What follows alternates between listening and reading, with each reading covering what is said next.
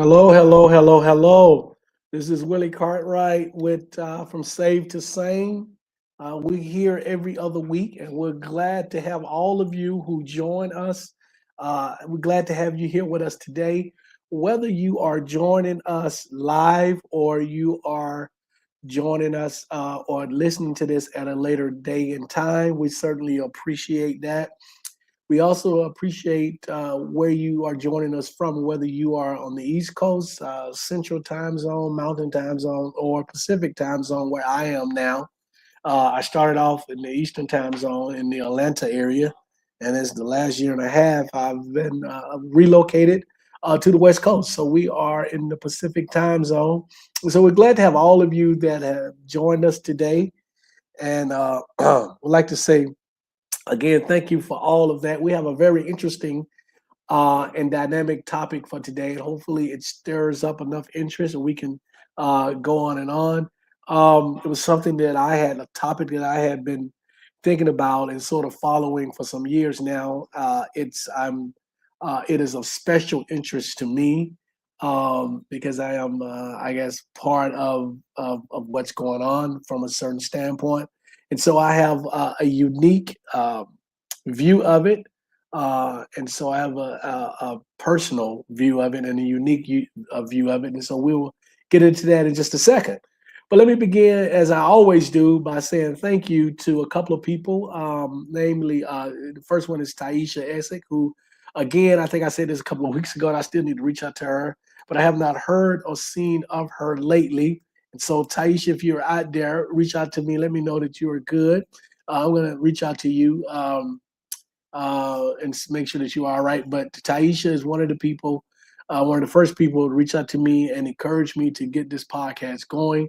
I actually, let me reverse that. I had already started it, but thanks to her input and she had a podcast going on. My podcast was one of the first ones that she found when she was going through her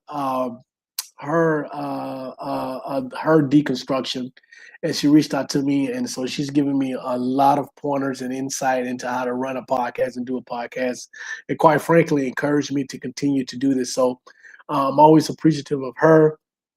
And secondly, it would be my wife, who again is a very supporting person, 100% supportive of who I am, who I've become, and of this program and of this podcast that I do. And so I always begin by saying thank you to the both of those two individuals, certainly. And then also certainly thankful to all of you, those of you who are out there who are joining us live.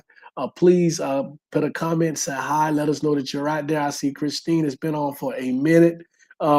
Looks like she was here about 10 minutes before we started. So, Christine Williams, thank you so much. Out of Texas, greeting from Texas. Christine, my car registered 100 degrees today here in Vegas. But I think we're supposed to go back down to the 80s or even the 70s next week, I think. But right now, it's pretty warm. And for the next few days, it's going to be pretty warm. So I don't think it quite made it to 100, even though my car said 100. So I'm thinking it's maybe 98, 99, but still hot. I don't know. What's the temperature there? What's the weather there in Texas? So just interested in that. Yeah. And so let me do this as well. Promote my book. It is still out there. It's still on Amazon. You still can pick it up. From Save to Sane, My Journey Away from Christianity and Why Christianity Has Been Detrimental to the African American Community. Willie O. Cartwright. You can pick this up on Amazon. If you want a signed copy, you can shoot me an email and I will send you my Cash App, $19.99 for a signed copy, and we'll get it out to you. But thank you for all of your support as well. So again, I always talk to you guys about initially how I came up with this topic and why we have a particular topic that we do. So today's topic is renouncing or denouncing. And this phrase, both ways, I've heard people say renouncing, and I heard people say denouncing their particular organizations for religious reasons and other nonsense. And to be specific about it, this is more related to those individuals who are part of the D9. And let me explain it for those of you who are not familiar with what D9 is. D9 are the 9 college, predominantly Black African American college fraternities and sororities that are out there. And they're considered the Divine Nine, or D9 as we refer to them. It's Alpha Phi Alpha, Kappa Alpha Psi, Omega Psi Phi, Phi Beta Sigma, um, and let me see, the Iotas, and I'm not completely sure their complete name, Iotas, and so I apologize. This is not a slight on the Iotas. We did not have any Iotas on our campus when I was in school, so this is certainly not a slight on you. Those of you who may be listening as part of the Iota, or the Iota organization, they are the youngest of the D9 organizations. You have the AKAs, Alpha Kappa Alpha, Delta Delta Sigma Theta, Sigma Gamma Rho, which my sister is now a proud member of. And I can't say, yeah, I can say my sister, because someone that's in my family is about to become a member as well. And then Zeta Phi Beta as well. And so I hope I got those all correct. If I did not, I apologize. I should. I've been full disclaimer.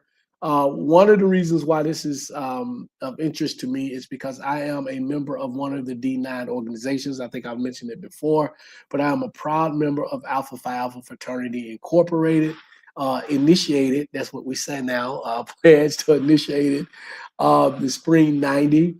At my beloved undergrad institution of Alabama A&M University, Delta Gamma chapter. And so this is near and dear to me, this topic. And so we'll continue as to how we got into that. But before I go further, let me do this while I'm thinking about it.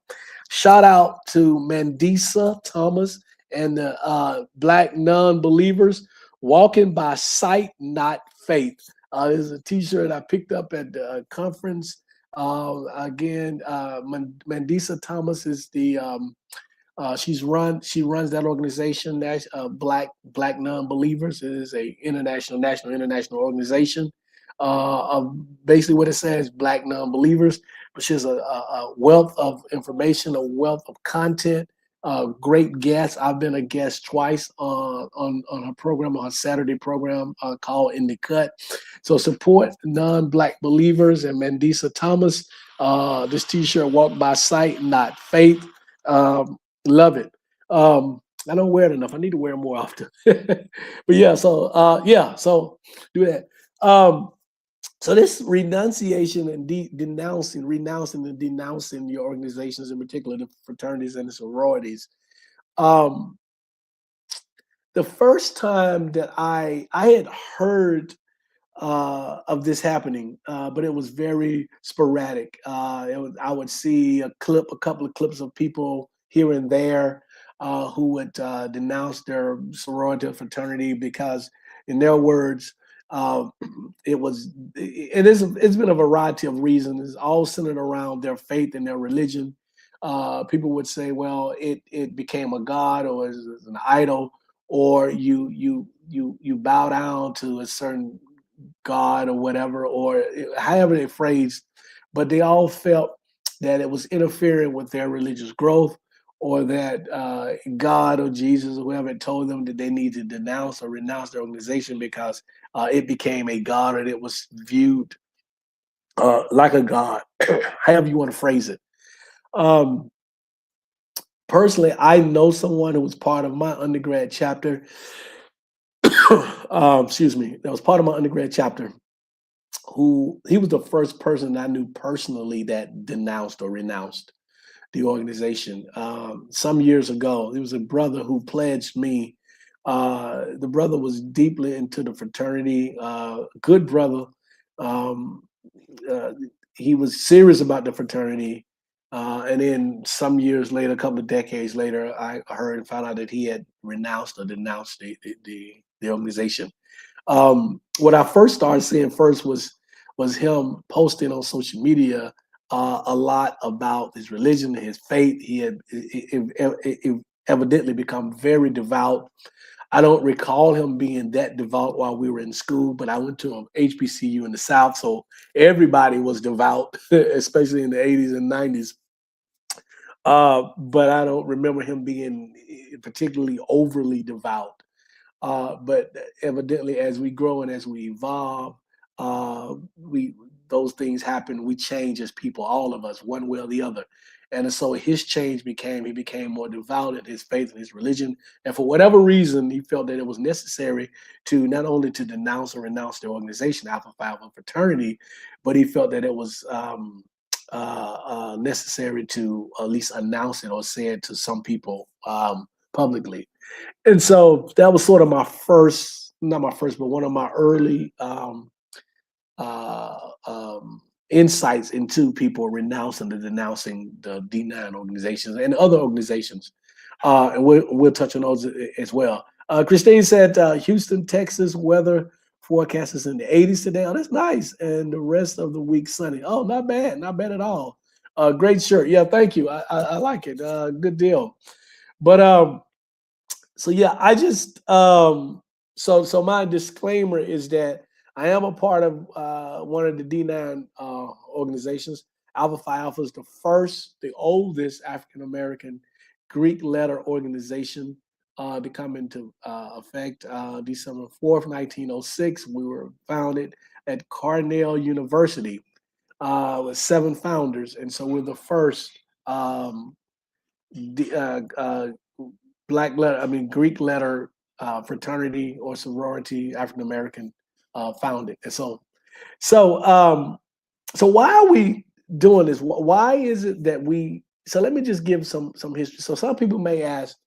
One of the things I've seen people say on some of these posts is, or questions that they may ask, is one question in particular is I see this happening from um, African American Greek letter organizations, fraternities and sororities, but I don't see the same thing from white Greek letter organizations. And there are a number of white Greek letter organizations, much more than it is Black or African American. And that stands to reason.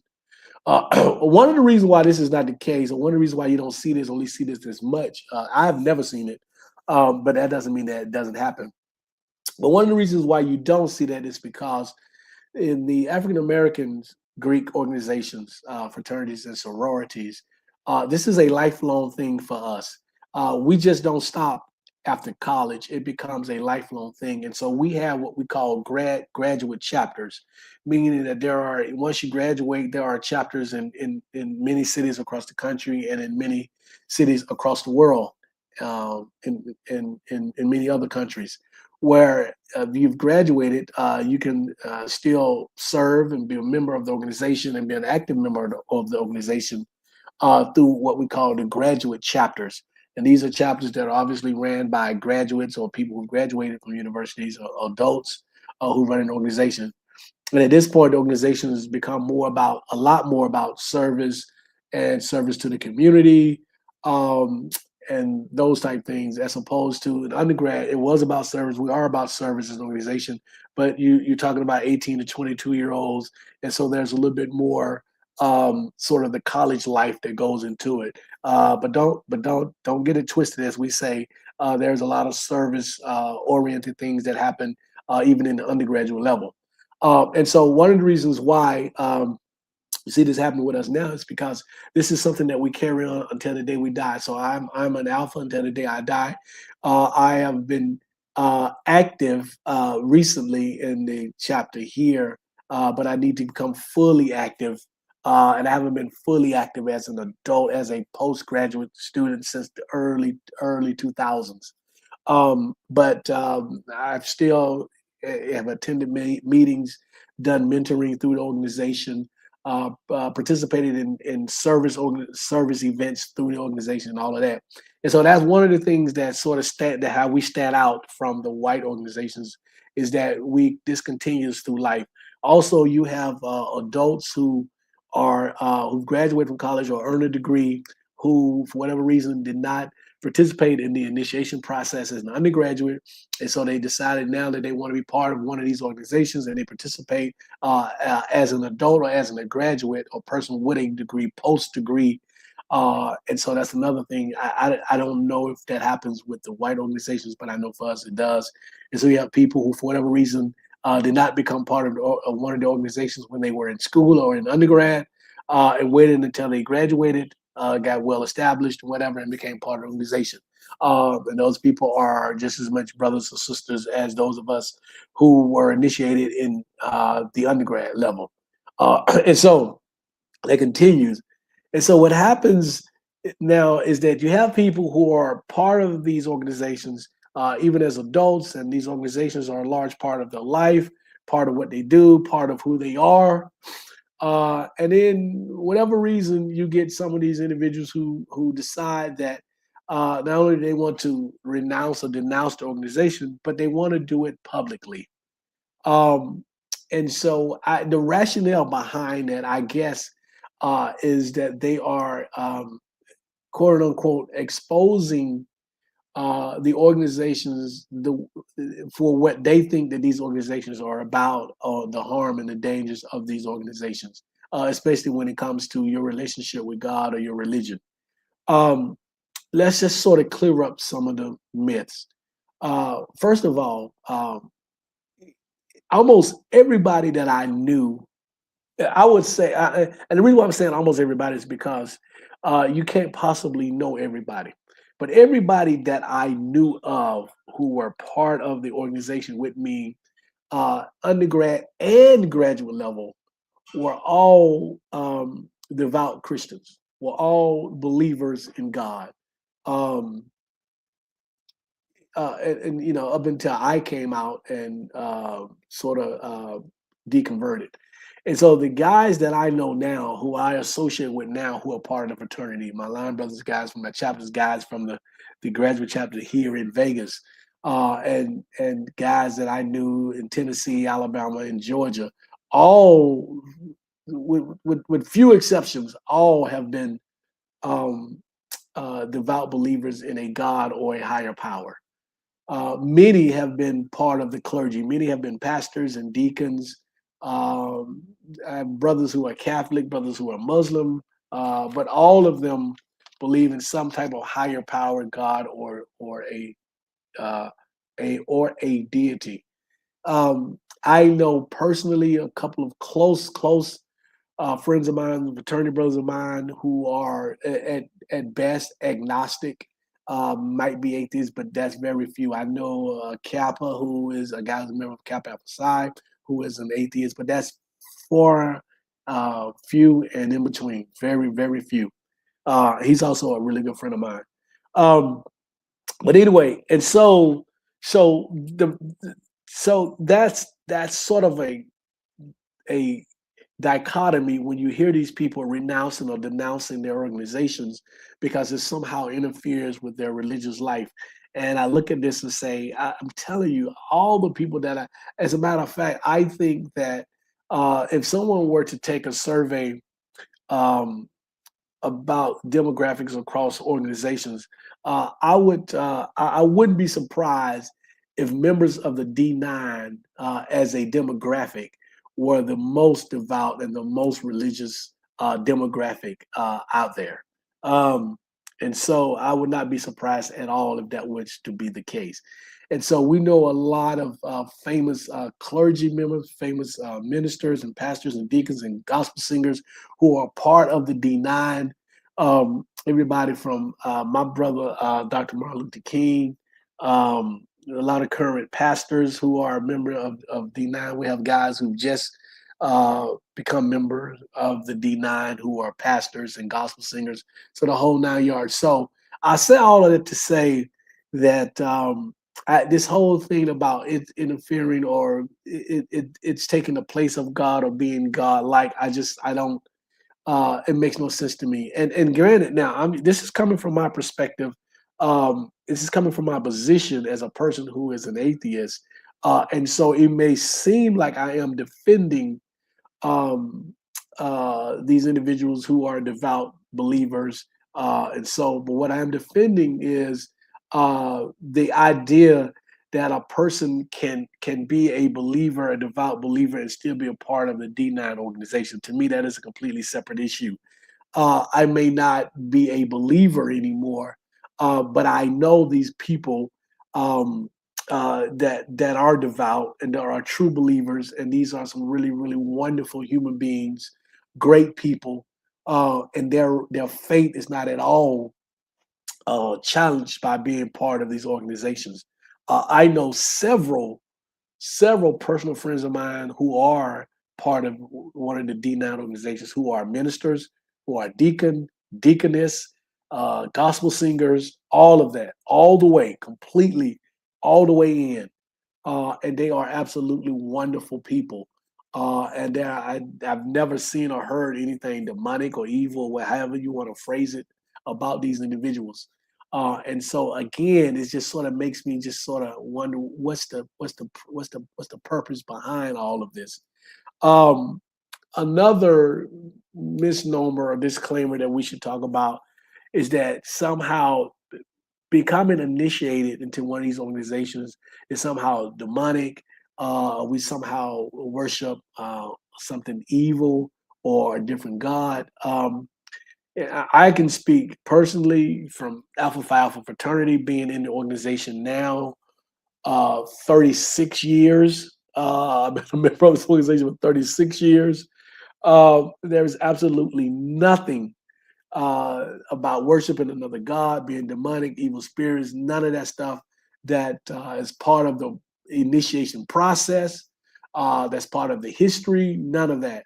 Are there secrets? I wouldn't say secrets per se, but there's things that are specific to us, um, that like the handshake or passwords or things like that are specific to us that might be secret to us. However, to be honest and to be very candid, it is not very difficult to find out those things. I used to know some of the handshakes and the passwords for other organizations, but it's not very difficult to find those things out. Even the initiation process is not difficult to find out what happens in that. Obviously, I won't divulge any of that, but it's not something um, that you can't find out about. A couple of comments here. Let's see. There's another Sharon. Hey, Sharon 2328. What is going on? Hey, Sharon, how you doing? I'm saying another Sharon. I mean Sharon. I'm sorry, Sharon. Glad to have you. Let's see. Christine, hello from Arizona, where it's currently 97 degrees. Sharon, you've been missing for a minute. Where have you been? But I'm glad to have you back. It is 97. I think I said earlier that it registered 100 in my car on my way. I do some substitute teaching, so I was leaving a school today, and it was 90. It was registered 100 in the car, but I don't think it's quite 100. I think it may be 97, 98 is where it is. And if I watch the news later, they tell me the official temperature. I don't think it'll be 100. And you see, and it is not even summer. Yeah, 97 is hot. I don't know about you, Sharon. I don't know about Arizona, but we're supposed to get a cool down here in Vegas next week into the 80s, I think. So, which is more normal, I think, for this time of year here. So we'll do that. Just really quick, what I'm thinking about it too, and we tend to do this because we're just sort of very very informal here, and I like it that way. But those of you people like me who like to go hiking in the desert and out here, we have to be extremely careful about rattlesnakes because it's a lot warmer, a lot sooner. A lot of snakes are out. I don't know, Sharon or Christine, if you guys hike. My wife and I, we do a lot of hiking. We were just in LA. Ironically, we've only seen snakes in California, and I kind of know why. Southern California is like the perfect temperature for snakes, at least rattlesnakes, until you get to higher elevations. And so they don't tend to like to be out in the sun when it reaches over 90 plus degrees. So anywhere between 70 plus and 90 is like perfect. And so LA seems to have that perfect weather. So the places that we've seen snakes while hiking has been California twice. It's been LA twice. Have yet to see one here in Vegas while we've been hiking, and so I knock on wood. And a couple of times that we did hike in Arizona, we did not see one. So yeah, so absolutely. But yeah, back to what I was saying. So sorry I got distracted there, but I'm so happy to see Sharon who hasn't been here in a minute. Um, so there are no demonic or evilness about the process, the initiation process in any of these organizations. I promise you, with the way that African Americans are about demonic stuff and evil stuff and all of that, they would have ran, they would have run away from the initiation process. People that I know, um, and African Americans in general. The one thing that African Americans don't do is anything that's demonic or evil or scary. We just, as a collective group, we don't do that. So anybody who is posting these denouncing or renouncing, you clearly don't know what you're talking about.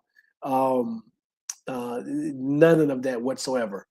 Now, I don't know what messages you've heard in your head from God or Jesus telling you that you need to denounce or renounce. That's completely different. But as far as the initiation process in all of these organizations, it is nothing demonic or evil about that as well.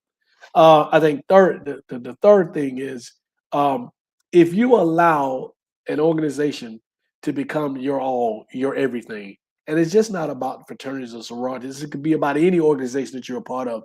If you're part of a sports team, your job, friends, whatever.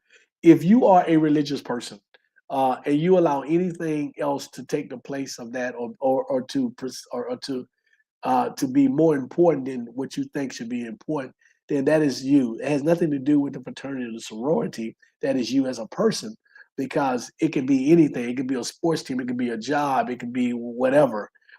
And so we hear that as well sometimes, that this thing became my god or whatever, and that interferes with me. I think that is a you thing. Even in working out, I mean, there's nothing that I do. I try to have balance in my life. I work out a lot, but no, I don't overdo it. I'm into sports, in particular football, but I don't overdo it. The only thing that I try to overdo is to spend time with my wife, and even that is not overly done. I think that's a balance. We have a balance. We have friends and separate interests that we do, and so I've not never allowed anything to be the most important thing, unless it had to be, like getting an education at that particular time. And so I think that's on the individual, who views the organizations as being, becoming their god, unquote and unquote. And so it is interesting, and I think that there is a more nefarious rationale and reason behind why some of these people do what they do, in denouncing or renouncing these Greek-led organizations. And so here's why, and I'm gonna get into why it's important to me. Even though I am an atheist, this is why it's important to me, and I'll tell you in a second. Let me read some more comments. Um, let's see. It's me. I changed it. I had a massive. Oh my goodness. I'm so sorry to hear that. But I'm glad to see that you're back.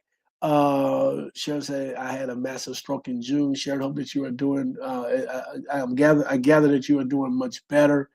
So I'm glad that you're here. We're glad to have you, and please, please, please take care of yourself, Sharon. And again, I hate to sort of get off topic, but whenever something comes up that's important to me, I say it. And Sharon reminds me of some of the things I've been saying lately about people, at least in my age group, what I'm seeing. And my wife and I were discussing this the other day in the midst of having a couple of friends, a couple of people I knew went to school with who had passed away, and some who, like Sharon, had a stroke or a heart attack or whatever. It just seemed like so many, and it's just happening more and more, especially in this age group. And so I'm always encouraging people to please take care of themselves, work out, and I need to do a better job myself. But I'm always encouraging us, Generation X, especially, because not only is it just the way we eat, maybe not working out as much as we should or whatever, but it's also the stress. So my wife and I are extremely careful about not having the stress or eliminating the stress as much as possible in our life. So glad you're back, Sharon. Glad to have that. And so wishing you the absolute best. Again, continue to take care of yourself. Let's see, Evelyn. No, I'm just gonna say Paula. 1747 is AMORC a scam? Don't answer if you fear for your life. I don't know what AMORC is, Paula. Um, Sharon said, I can say it, Sharon. Sharon said, hell no. I don't know if that's in reference to Paula's question. Sharon said, we have to catch up. Yes, we do. Tell your wife, I said, absolutely. I will tell her that you said hello. Thank you, Sharon. Um, Paula, I'm not sure what AMORC is. I'm not superstitious. I'm not fearful of anything. So I'm not fearful of my life about anything. So that's just how I am. So with that, but maybe you can explain what that is, and maybe I know it by another term or different verbiage. Um, Back to what I was saying now. The reason why this is important to me is not necessarily because I'm defending religious people who are part of Greek letter organizations, African American Greek letter organizations, which in part because I know that most of these people are really, really great people. Um, but the reason why this is important to me is because it is symbolic of what religion does to people. Religion becomes something that is all consuming, and it either directly or indirectly tells you that it is the only thing, the most important thing, and in some cases the only thing that should be valued in your life. um, and so we've seen this type of mindset from people, and what it does, it is extremely harmful to people. When your entire life is based around a religion, a faith, it can become harmful. How? Let me give you some examples. I know people who have ostracized and severed relationships with people in their families because their people in the family are either not the same religion or living a life that they feel like is not conducive to what the religion is about. I know people who have denounced or severed relationships with their gay or lesbian child or a family member, a brother or sister. I knew a guy who had severed his relationship with his only sister for a number of decades because she came out as a lesbian. She came out as gay, and he is now in this. At least when we talked at the time a few years ago, in his 50s, trying to catch up in that relationship because he realized how asinine that was to sever that relationship because of who she chose to love or who she was as a person. But that's what happened, and this was solely because of his faith and what he believed. He was an extremely devout person, and so what we see now is symptomatic of this religion itself, and especially Christianity. And I say Christianity because this is what I know, this is what I came from. But it is no different than Islam, and in some cases, some of the other religions, including Judaism. But in particular, Christianity and Islam. And so I've seen firsthand, I've seen the harm that these religions or following these religions can cause. So everything from ostracizing family members um, to missing out on important things in life because they don't fit what you do. Um, I know people, and my wife, she joke about this all the time, but she was really, really, really devout. She said that she didn't listen to secular music, and she missed some of the greatest music that our community has ever presented or ever created over about a 10-year period because she was told that she should not listen to secular music. And that's sort of, that's sort of something that's mundane. But I know a lady who said she can't eat too certain food because it interferes with her faith or whatever. So things as mundane and as asinine as that to stuff that is extremely serious, like disowning your own kids because they might be gay. Um, and so we being African Americans and anyone else, in the case of evangelicals as well, white evangelicals, but people who are devoutly religious, we allow these religions to control our life, control who we talk to and what we do, who our friends are, and where we go. Um, I know a lady uh, who wanted to like who wants to work out and wants to be a teacher, and she chose jazzercise, African American lady. And I remember asking her why out of yoga, exercise, regular exercise, or whatever it was that she could have chosen from. She said she chose jazzercise because it was the only thing that wouldn't interfere or wouldn't cause issues with her faith. Um, so listening to other music, doing other types of dance, um, all of that, she wasn't. So she chose exercise. So it's things like that. Again, more harmful stuff. The way you treat people, how you act, people that you can't be around. I even talk about this all the time with women, African American women in the church. I have literally told, and this is even when I was still in the church, I have literally told women in the church who are quote unquote looking for a mate, and the first thing that they say is that their mate needs to be God fearing. I've said to women, especially I remember talking to this one young lady who was a dentist who graduated from dental school. She was in her early mid 20s, and she was searching for a mate. And I told her, I say, if you exclude men who are not in the church, you are doing yourself a disservice. I say you can find a man. A man might come to you and he may have everything that you want in a person, with the exception of being a believer or being a person who is devoutly into the church. And you will dismiss him for that reason and miss out on something that could have been good for you, as far as having a mate. And so it is not. Um, it is interesting to see the number of single African American women that we have in the church. But yet, all of these women, the first thing that they say is that they want a God fearing man that's at the top of their list. And so I think that they are depriving themselves of the possibilities of a great relationship from a man who may not be God fearing, who may not be in the church, who may be either agnostic or atheist or some other religion that may not that they may not see a fit for them. We've seen this with pastors. We've seen pastors of Christian churches, Baptists or whatever Christian churches, uh, who have married women who have not been part of the church, who have not been Christian, as well. We've seen famous pastors, and we've seen pastors in every city in this country do that. And so this topic is important to me because it's symbolic of what religion does to us, and it controls our life and tells us who can be, who can't be in our lives, and all of that. Uh, Paula said that the AMORC is the um, Rosicrucian organization. Never heard of that. I will research that and look that up and see. Maybe it is something different that I've heard or know about it from another by another term or whatever. But so, and I'm checking it now because now I'm curious. So now you have me curious.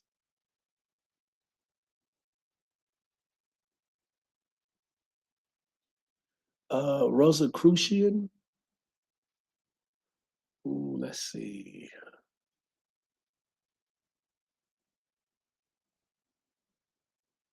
Let's see. Rosicrucian is an esoteric, philosophical, and initiatory tradition aiming for personal enlightenment and the betterment of humanity through the study of natural laws and mystical knowledge. Rooted in the 17th century European manifestos, it focused on inner transformation, alchemy, and spirituality, with modern groups like AMORC, as you mentioned, offering studies on topics like metaphysics, meditation, and health. Oh, I've studied some metaphysical stuff. My wife is into meditation. I do some meditation from time to time as well. Um, I don't see this as a familiar with alchemy and spirituality.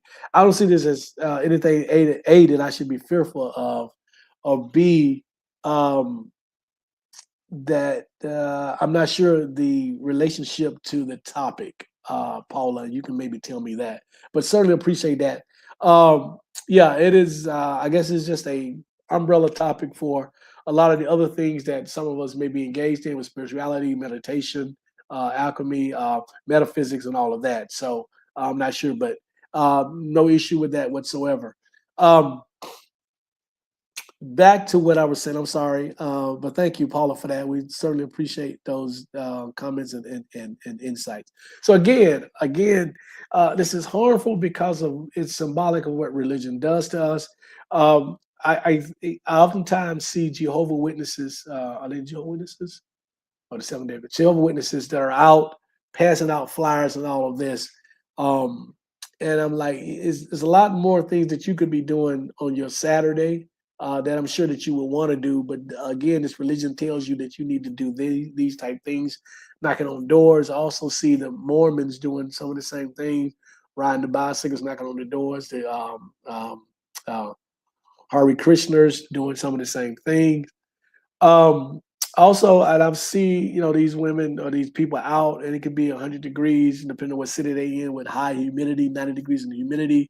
And I'm saying to myself, I know that you are uncomfortable, but again, your religion tells you how you should live your life, what you can and cannot do, what your Saturday or Sundays or Friday nights are dedicated to. The same thing with women or people who are part of the Muslim faith and women who are wearing the barkers, are covered up, completely covered. I remember having a discussion about that in one of my graduate classes, and everything that goes on with that. And so again, when religion just controls your life and everything that you do, it tells you that you cannot be a part of this organization, that you can be a part of this, that you can't do this, you can't do that. These people can and cannot be your friends. You cannot associate with these people. Family members, I oftentimes tell the story about my mother and my aunt. My aunt was a Seventh Day Adventist. I was a Jehovah Witness. I think a Jehovah Witness. And my mother, who was Baptist through and through, and they argued for decades and decades. And my mother would always say that my aunt was part of a code, and they wouldn't talk because of the different religions, and the Jehovah's Witness couldn't talk to anybody who wasn't a witness. And then there's a deeper story I won't go into about all of that. But I watched all of that growing up as a kid, and I'm saying to myself, religion tells you that you can't associate with your sister because your biological sister. Um, well, in this case, close enough. My mother was adopted, I think, but this is the only family that she knew, so this was her sister. But even for those people who have biological siblings or family members who are not who are part of your witness, they understand what I'm saying. Uh, and so it is crazy and is asinine to me that we allow these religions to tell us that who our friends can and cannot be. Again, when I first deconverted, and because of my deconversion, I literally had friends who had been friends of mine for decades to say that we can no longer be friends because you are no longer a believer. Um, I still have friends now who sort of look at me weird and funny and ask all kind of weird, crazy questions. Because I've been in this game now for 11 years since I deconverted back in 2015. Most of it has died down. But still, it was something that happened. I've told you guys countless times about the story with my mother and the things that she said, because she was truly devout. But when I first left religion, left Christianity, the things that she said. And so, again, when I see these things happening, when I see these members of the Greek letter organizations who are denouncing their organizations because of what they feel the church has told them, or Christianity or God is speaking to them and saying, I just sort of shake my head. If it was anything outside of religion, if you were to tell me that this man or this woman is walking down the street and they hear a voice in their head telling them that they should denounce their family, if it wasn't religion, we would call that crazy. These people would be committed to an institution to seek mental help. But because it's religion, we tend to say that is all right. But it is no different. There is something in your head, in your mind, in your brain that you believe that this is the voice of God and Jesus telling you that you should do these things. I recently read about a woman who denounced one of the sororities and said prior to that she was financially struggling, but once she denounced the organization publicly, she received all kind of financial breakthroughs and blessings from God because she was following His orders. And I thought to myself, do you know how many devout Christians that I know that are financially doing extremely well. Members of Black Greek letter organizations who are financially doing extremely well. I've been fortunate enough to have friends and surround myself with people, many of them who are doing financially well, and I mean, to a person, almost all of them are very devout believers, and to a point, they attribute, in part, and in some cases, completely attribute their financial success to the fact that they are Christians and that they are believers and that God and Jesus is somehow blessing them because of their devoutness. And they're still a very active members of their sororities and fraternities. And so it is just something that just baffles me when I see it. And so it is not just the Greek letter organizations, although for us as African Americans, it's something that has been pushed to the forefront because of some really well-known people, members of clergy who have become members of these Greek letter organizations, and maybe a couple of those who have since then denounced their membership or whatever. But there are organizations. I know a brother who is a brother um, who basically denounced his membership in the Masons. Those of you who are familiar with Masons, you know about Masons. You know that the Masonry is an extremely secretive organization. Um, Again, full disclaimer: I am a member, or I was initiated into being a Mason many years ago. I have not been active in decades for a whole host of reasons that maybe one day we will discuss on here. So I am also familiar with that process as well. Um, but I have a brother who is a fraternity brother, and I guess and a Mason brother who denounced his relationship with the Masons, but kept his relationship with the fraternity. And he sort of did a flip flop and denounced his relationship with the Masons because of his relationship. And he's Catholic, so that's a sort of different thing, I would guess. Um, but when I became, or my information, or when I was initiated to become a Mason many years ago, my understanding at the time was that it was indeed a religious brotherhood. Um, and the people who got me involved in it were the elders of the church that I attended. It was my Sunday school teacher and another elder in the neighborhood and other people. And so it was one of those things. And again, um, almost everybody that I came up with, grew up with, guys are part of the Masons, and they are absolutely wonderful people. They are, my brothers from another mother. I love those guys, and many of the people that I know. I personally am not active in that organization anymore and haven't been for some time. I've even given away I gave away most of my stuff in college. That's how long ago I stopped being active in that organization. Um, but again, it's one of these things that, people, first of all, get a complete understanding of any organization that you're about to become a part of. And then understand that there's a balance to life. Um, you know, regardless of my feelings about religion, I even when I was a Christian and a follower, one of the things that I hated to see was people who their entire life was about their faith. Every word, everything. They couldn't say anything without saying, "Oh, God bless this," or "In God's name," or whatever. It was all about that. And I just, even as a believer, that sort of just pissed me off. It just sort of rubbed me the wrong way. A couple of comments. Paula said, "My sister from a poor African country had a scholarship to become a nurse, worked for 1 year, and then left the job because Jehovah Witness said that she should not work with blood. Now jobless for 12 years." And Paula, that's a perfect example. And Paula, I want you to know that I read recently that I think it's Jehovah Witnesses are now um, allowing their members to not to do a blood transfusion per se, but to take their own blood out and freeze it or whatever, so that they can use it at another time. And I guess this would work if you know that you're going to have surgery in the near future, because I think there's also a time limit in which the blood can be reused or whatever. But you if you're Joe Witness, and this is what I was reading, and I'm sure someone's going to correct me, but from what I know, what I remember reading it. Um, you can have your own blood drawn and stored so that it can be transfused back into you, the person.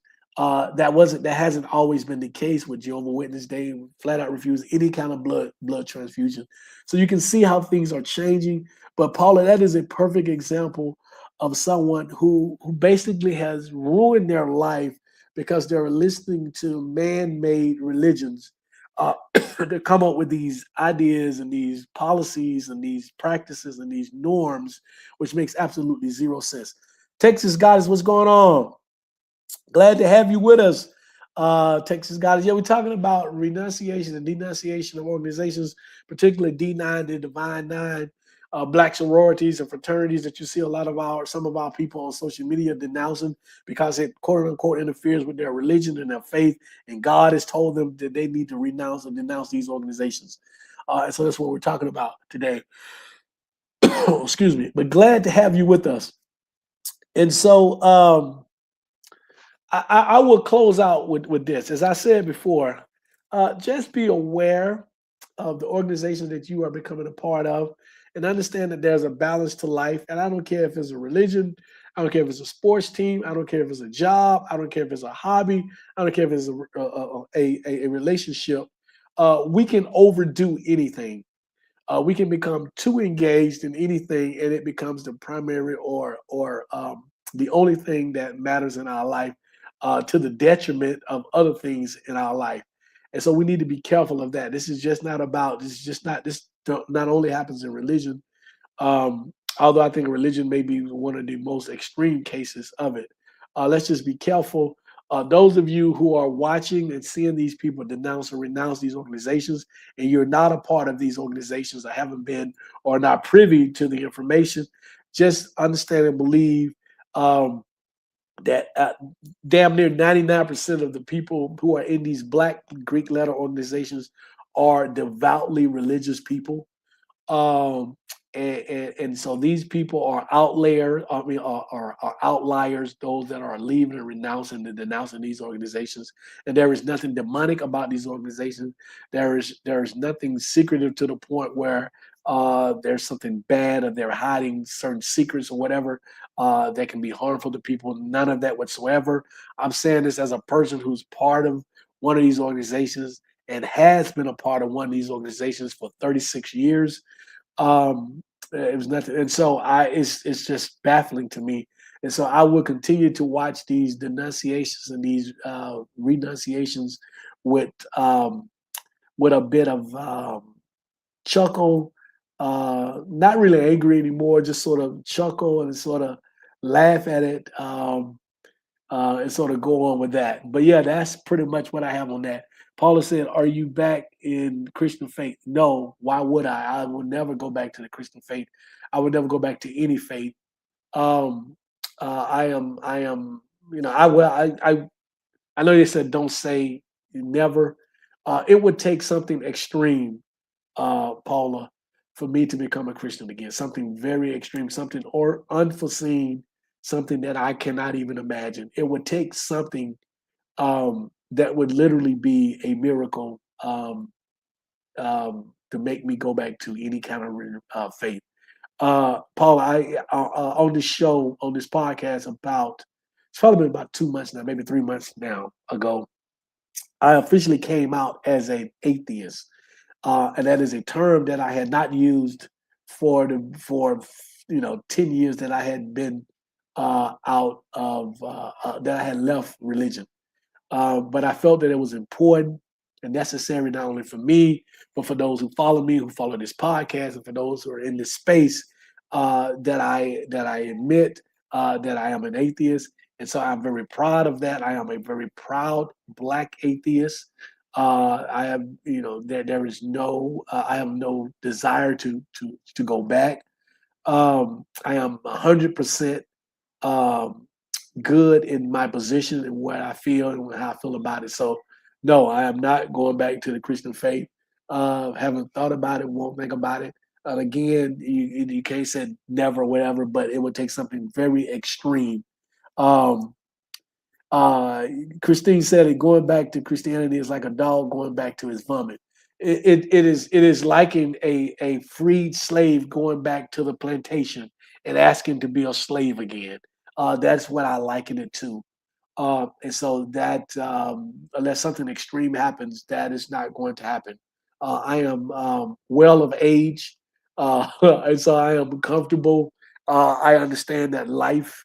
I think when I first deconverted, I was afraid when negative things happened in my life that it was somehow God punishing me. Now I understand that, and even then I knew, but it was sort of the indoctrination that was very powerful. But I understand that life happens to all of us, and so although I haven't experienced having a terminal illness, I don't see myself, even if I did to get a terminal illness, to go back to believing because I understand that life happens to all of us. I am no different than anybody else out there. One day I'm not going to be here. I'm going to go on. I'm going to die and cease to exist.